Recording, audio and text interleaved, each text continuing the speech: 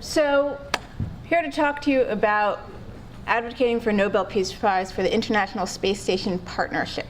Okay, and that word partnership is very, very important in this context, and we'll explain why. Astronauts Mike Hopkin and a few minutes later Luca Pomertano took a similar photograph. Took this out the window of the International Space Station. This is a test of an intercontinental ballistic missile. I found that a remarkable juxtaposition. You've got astronauts up in this fragile spacecraft that all these worlds of the nation have put together and trusted them in. And those same nations are on the ground testing missiles to kill each other with. About a month later, we had a very different image outside the International Space Station. This was the Olympic torch from Sochi that went on a spacewalk for the first time ever. So I'm looking at these two images here, and I'm an editor, so I read an editorial about how do we get more cooperation and collaboration like the International Space Station, like the Olympics, and less blowing each other up. So wrote this editorial, and the next day Ken Human, who used to work on the ISS program, he's now down at NASA Stennis, sent me a one-sentence email. Said, did you ever hear of the idea to nominate the International Space Station Partnership for a Nobel Peace Prize?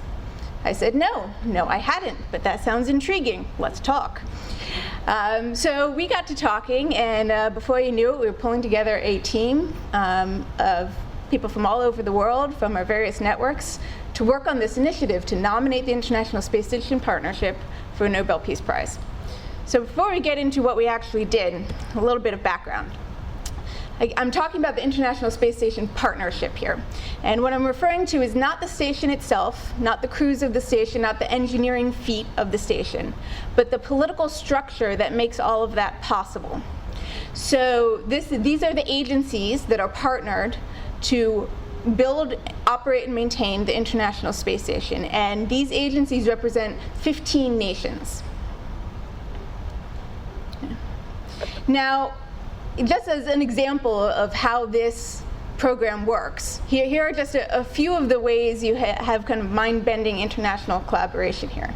So on ISS, you have a module built in Russia, financed by the US, and launched from Kazakhstan. Anyone know the name of that module? Zarya. It's Zarya. It was the very first one. Okay. A cargo carrier. This one's easy. Okay. Built in Italy, launched from French Guiana, monitored from France, and designed to dock with the module from Russia. Come on, last one's up in space right now. Anyone know? ATV, there you go. All right, another cargo carrier built in Japan, designed to attach to a module in the US using robotic elements from Canada. It's HTV, or Konotori. Yeah. So this is kind of remarkable just looking at this, and that's really just the beginning. Okay. So we talked about these 15 nations, and as we go out and try to talk to the public about why they should care about the International Space Station and more broadly space, it's pretty easy to talk to people who are from those 15 nations. But if you're not one of those 15 nations, what do we say? Well, that's pretty easy too. It's not just the 15 nations. 68 nations have directly benefited from the ISS program. And I'll talk a little bit more about that later. Okay.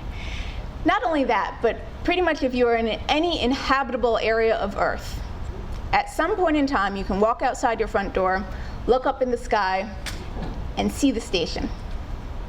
That's a pretty remarkable thing. You can sign up for a media notice. It will come to your phone, and it'll say, tonight, go outside, look up, and you'll see a station that we built there. It's the size of a football field, and 15 nations put it there, 68 nations have used it, and we've got 6 people on it right now. That's pretty tangible. So, why am I telling you this? Because when we talk about the International Space Station, quite frequently we're talking about the science and the engineering and the astronauts, which are all wonderful and important things to talk about. But what doesn't get as much attention is the framework that makes all of that possible. And that is a very remarkable accomplishment. That is a diplomatic accomplishment that we have never rivaled in the history of humankind, except during war.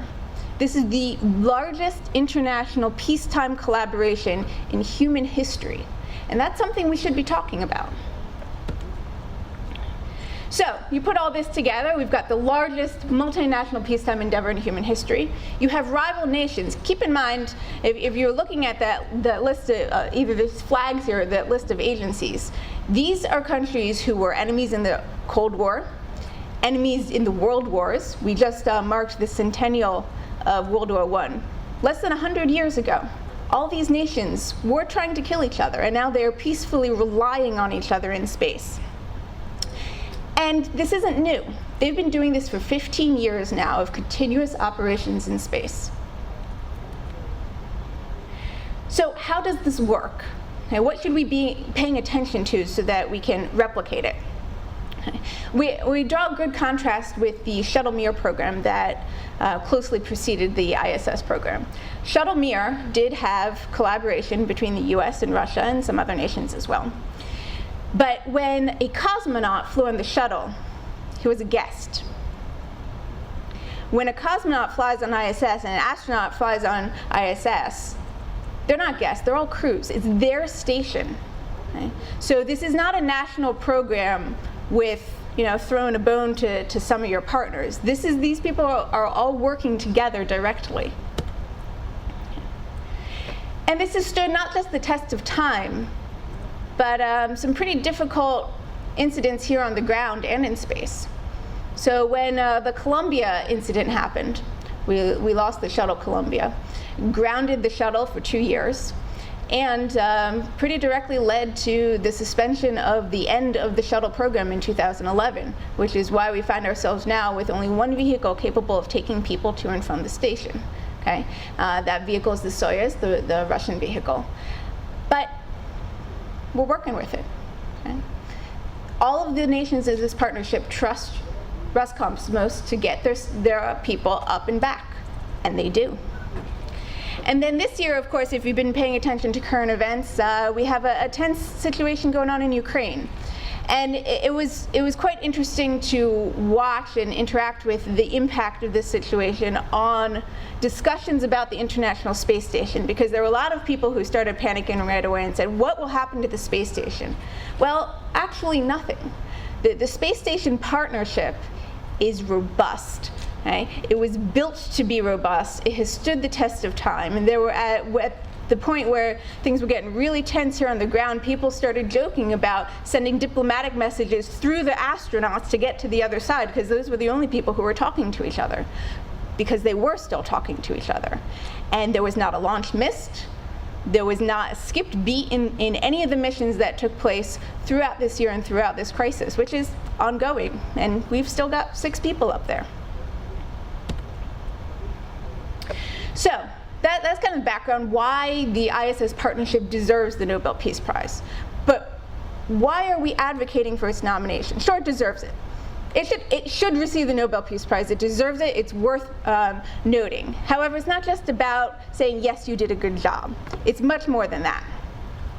What we want to do with this advocacy campaign is to get people to understand that, 1, this is a remarkable accomplishment. 2, we have to make it possible to continue this accomplishment. I think it was earlier this week at this conference, someone made a comment about how the ISS partnership is kind of like a marriage. It needs work. It doesn't maintain itself. There are people around the world working on this every single day, and we have to continue to allow that to happen through our political process.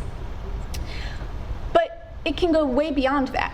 Can we put together a collaboration of this caliber to go to Mars, to go to the moon, to solve climate change, to stop fighting each other here on Earth? This is an incredible example of how collaboration can and should be done, and we should make sure that it's not the only example. And of course, the reason that we're all here today is by linking a lesser-known program, space program, albeit our biggest space program at the moment, with a globally known prize, the Nobel Peace Prize. Every year the Nobel Peace Prize gets attention from the entire world. Everyone stops and pays attention to who's being recognized and why. If we can link ISS in people's minds to this campaign, even if it's only to ask, why does that deserve the Nobel Prize? Then we can start having a conversation about the value of space. So, what did we actually do? Okay. We put together a nomination package, and I would invite you to go take a look at it online. It's actually quite comprehensive in nature. And we started contacting people who are qualified to make this nomination. Okay, so that includes elected representatives, it includes formal Nobel Peace Laureates, as well as law professors, heads of institutes. We have a whole list if you're interested. Okay. So we got the official nomination in after a few months of intense work. So we were official at that point. But so then you wait most of the year for the committee to actually evaluate and decide on who the laureate will be for the year. But our job wasn't done because our purpose is to raise awareness. So next we engaged international advocates. Okay, so here's just a sample of some of the news articles and editorials that were written around the world in as many languages as we could manage, from as many voices as were known in their community as we could get in contact with. And that was quite successful. And then we said, all right, we got to take this up a level. Space, rock stars, astronauts. Okay, how do we get to the astronauts? We started talking to astronauts, and we were actually really pleased when they had a fairly robust discussion at the ASC, so kind of their internal astronaut congress, about this initiative. And several of them participated in a petition we ran. And you're welcome to go on our website. We have quotes from the astronauts talking about the value of ISS and this partnership and what it meant to them as they directly experienced it. And here's just one sample from Jerry Ross. All right, so if you remember, we're talking about why should I care about ISS if I'm not one of the 15 nations who's involved in it? Okay. So this is a map our team put together. We just released it last week. We're quite proud of this one. These are the 68 nations. If you are from one of these 68 nations, you have your country has, someone in your country somewhere has put an experiment on ISS. Okay. So you can click on this, and you pull up, the experiment from your country. And then you can click on that, and you can find out more information. And hopefully, if we're lucky, you're going to keep on clicking, and you can spend an hour or so just finding out about all of the cool experiments that we run in space. And this is available on our website as well.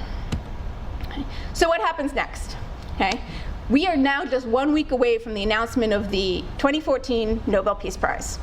Okay, so we're pretty excited about that. We're talking about it a lot. We're talking to you about it a lot. We hope that you're going to go out to your communities and talk about it, because this is exciting. And we've got some hype building up, and we've got the big drum roll rolling.